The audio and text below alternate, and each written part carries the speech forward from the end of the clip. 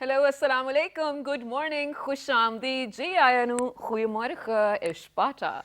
Bakhair Agale, Ni Hao, Junashumme, Washmale, Ohio, Gonzaimus, Guten Morgen, Hola, Bonjour, Privyet, Kaifa Hal, Hale Shabbat Shatore, Ahlan Wasalan, Marhaba, Buna, Mucho, Gracias, Swavia, Bali Keraya. And thank you very much, ladies and gentlemen, for tuning into PTV World. You're watching World this morning along the very fantastic, the very amazing, the very superb, the very intelligent, the very intellectful. Ladies and gentlemen, she happens to be Miss Shiza Hashmi, and I happen to be Shazad Hassan Khan. And hey, guess what? It's Friday today. It is. Hi Shiza, how are you doing today? I'm doing great, thank you so much for asking. And I love the declaration of Friday, especially when you wear it on your shirt. I don't know whether people can read it or not because I think that the aperture is too high. But yeah, there's Friday written on my shirt. And that's the exact reason why I'm not wearing a waistcoat today, because I wanted people to see it as well. And we know for sure, because I've been on television for so long, that that white or probably the lighter colors won't look good. But since it was Friday, I was like, just catch a vibe, people, and we hope that you're actually ready to kickstart your day with us as well. But I actually have a question for you, Shiza, today.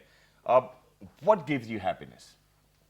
That's one question which I wanted to ask you, because just a few days ago, I was in conversation with Mr. Shoaib Akhtar, one of, in fact, the only fastest ever bowler who's actually stepped on this planet as well. And we were having dinner. So he asked me, okay, what makes you happy? And what makes you thank Allah Almighty? So I will obviously share my answer, but what's your answer? Well, it's just a sudden question. I feel like happiness is abstract. I want to say that, different things make people happy. Well, I will definitely think about it. I want to hear yours first. All right. So, obviously he was referring to the kind of food we were having, and how people will be so thankful of having all of those ribs and mutton and malai kebab and malai boti and whatnot. But my answer was very different. I was like, Shoaib, for me, the reason of my happiness and why I would always thank Allah Almighty is my baby girls. MashaAllah. And it's because of the fact that I, every day, whenever I get free from work, I look forward to going back home and kind of playing and chasing them and running behind them as well, where they say, let's play, daddy, let's play hide and seek. And I'm like, okay, let's do. So, the little one, she does not even know the counting. So she's like 1, 2, 3, 4, A, B, C, B, and something like that. And, she starts running. Is she in her peekaboo age? Yeah, she's in her peekaboo age as well. And this is one thing, ladies and gentlemen, where all of a sudden, while I was saying it, I thought that, imagine that there are people who are still trying to have babies, but unfortunately cannot have. And they are actually away from that blessing of Allah Almighty. But why are they away from that blessing when we have actually so many technological interventions? This is something, Shiza, which we will be talking about. Right, but one thing. Yeah, go ahead. All right, so when we talk about such people, of course, we have to sort of clarify one thing over here. There are definitely couples who, by choice, do not want to have this in their life. That is totally all right. As long as you're deciding for yourself, it's totally fine. I mean, they have dogs and cats, I mean, for sure. No question in that, whatever you want for yourself. But those who have been trying for so long and unable to still conceive or still, create a family of their own, there may be so many different reasons for that. 22% of Pakistanis actually do face one or another form of infertility. So this is what we are talking about. But before I do give anything else away, we actually have one of our brilliant reporters. She went to a place to film something. To a very brilliant doctor as well. Yeah, she filmed something for you guys, just for you to understand. Let's take a look at it, and when we come back, we're going to discuss it in detail. We have a legend over here in the studios with us, ladies and gentlemen. People call him Doctor. Let's see who he is. Let's do it.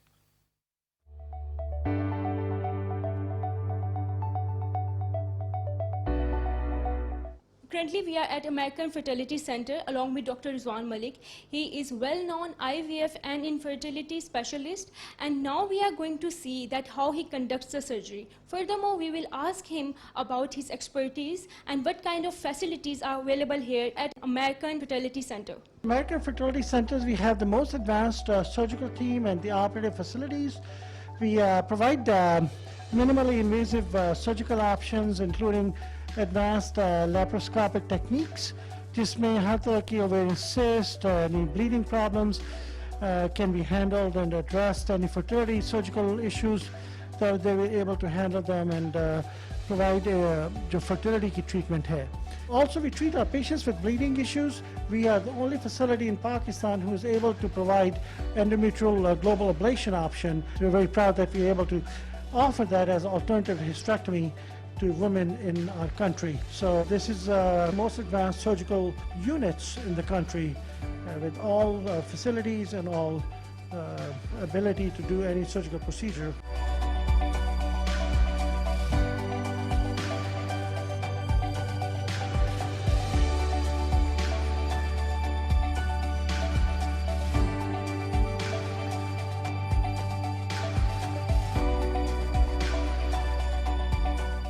We have special expertise in minimally invasive laparoscopic and hysteroscopic procedures.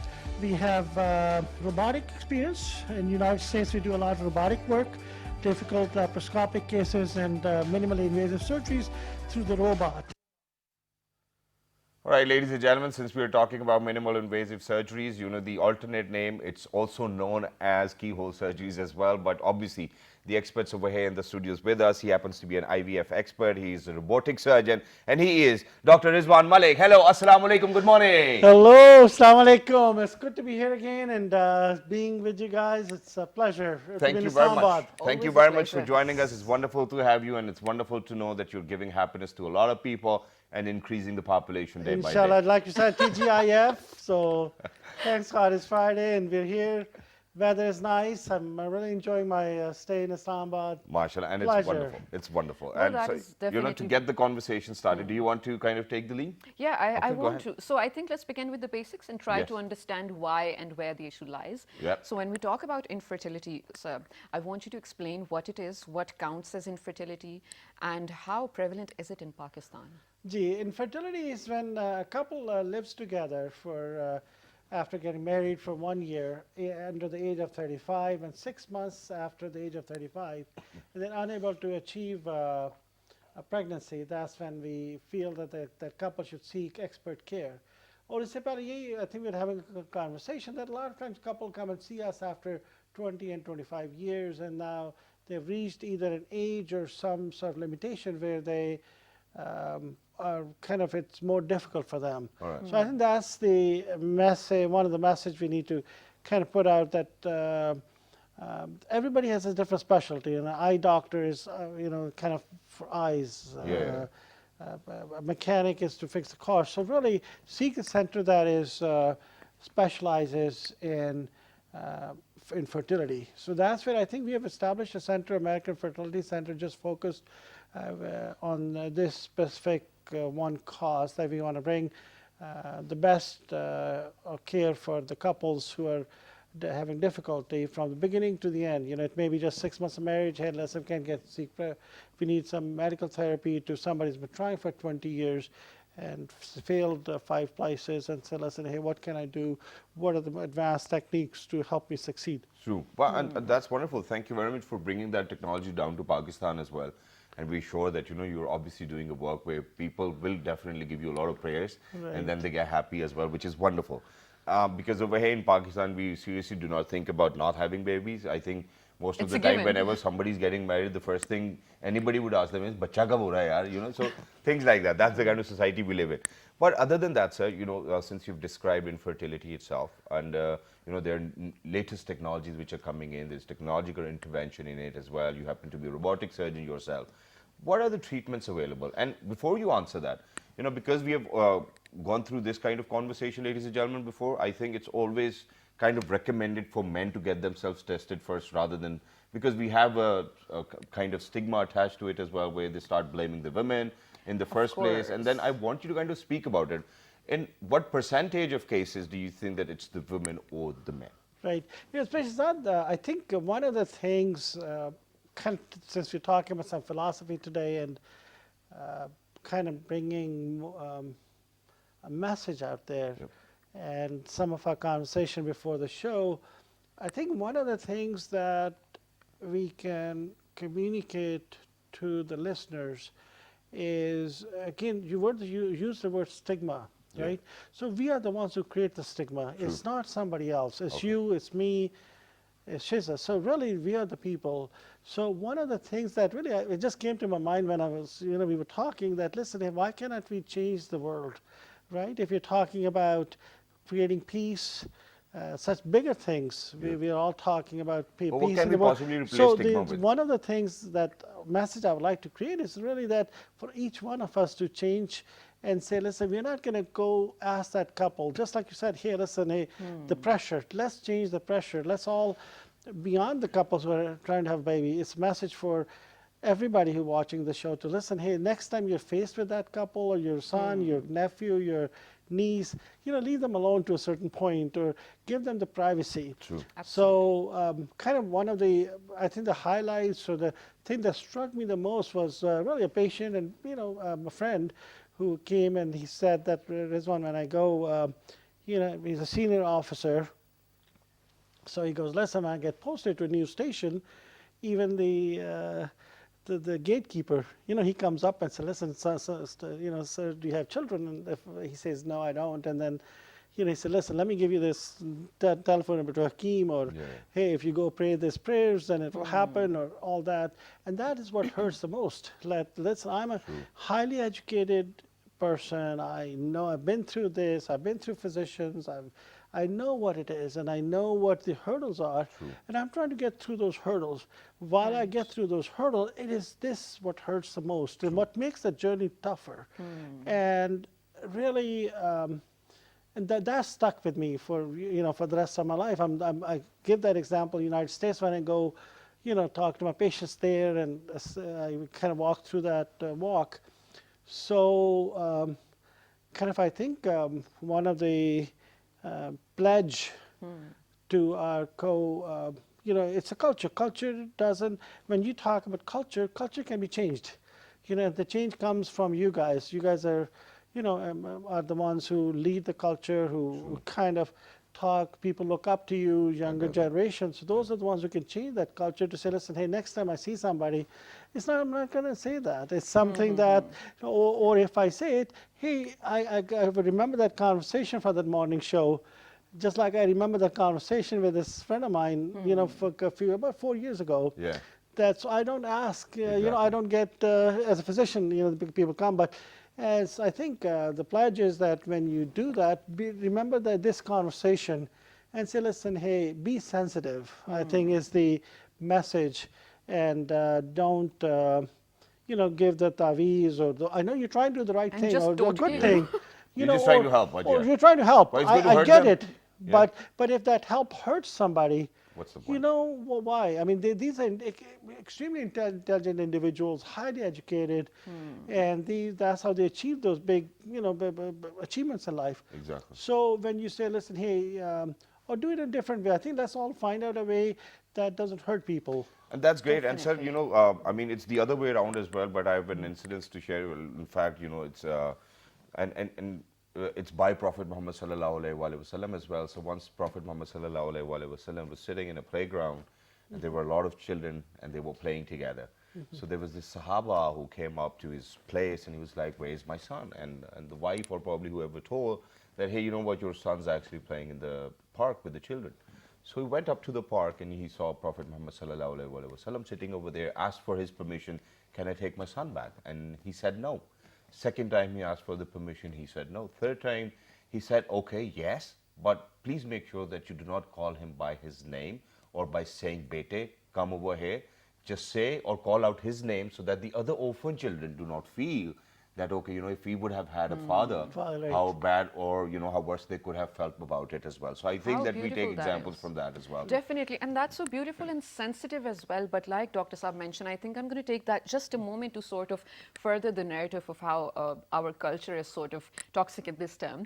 I feel like it's become a matter of small talk. Exactly. People will just get together and, well, even people from your own family, and just for the sake of talking to you, just for the sake of developing a conversation, their questions are going to be directed about when you're going to have a family, when is your first kid arriving, when are you going to, and even in office spaces, when are you going to take your days off for your maternity leave? Yeah, whenever I want to, you guys. I mean, it's definitely not a small talk for you. Right. But now I think as our culture kind of evolves and the education comes in, and that's what we see in the U.S., just I mean, it's personal life, and also I think having that personal space to say, I mean, sometimes strange somebody. Majority of the time, I think it's family pressure as well. I've Right, sure. known a couple of my friends where initially they weren't, they were trying, but they were not able to, God forbid, as well. And then now, finally, alhamdulillah, they are having a baby, so they're very happy. So their stress and anxiety will come down to that. Okay. But we do come across these couples where, for the first 5 years of marriage or 6 years or 10 years of marriage, they're not having a baby, and all of a sudden they have a baby. So I think that, we should refer to them as subfertile. I mean, if there are subfertile couples, how do you treat them? So it is kind of, so about after a year, it's the couples that are kind of living together, we expect 85% of the couples to achieve a pregnancy. If that does not happen, that's where we could define how we define infertility, 15% of the population. And it doesn't mean you cannot have a child, right? So like subfertile or some truly infertile, which somebody cannot have a child, is very, very small percent, less than 1%. Right. So most of it really truly is something very minor, but kind of where you bring up the issue of the 5 years, 6 years, 7 years, and I think that's where the gap is in our what I've seen, at least in practice in Pakistan, is that people are kind of either going to the specialty orthopedic surgeon saying, listen, hey, they're treating infertility. Man, I don't want to fix any bones.